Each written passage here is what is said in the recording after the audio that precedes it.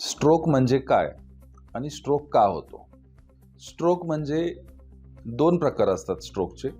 एकतर मेंदूला रक्तपुरवठा कमी होणं किंवा बंद पडणं आणि दुसरा म्हणजे मेंदूमध्ये रक्तस्राव होणं. ह्या दोन्ही केसेसमध्ये ज्या भागामध्ये मेंदूला इजा होते तर तो भाग मेंदूचा काम करत नाही आणि त्याच्यामुळे आपल्याला डेफिसिट दिसायला लागतात. जसं की हातापायची ताकद कमी होणं, चेहरा वाकडा होणं किंवा बोलण्यावर परिणाम होणं, दृष्टीवर परिणाम होणं उदाहरणार्थ. आता ही जर लक्षणं असेल तर तुम्हाला स्ट्रोक आहे असं ओळखावं. साधारणपणे स्ट्रोकमध्ये मेंदूला रक्तपुरवठा आणि ऑक्सिजनचा पुरवठा कमी झाल्यामुळे ही लक्षणं दिसत असतात.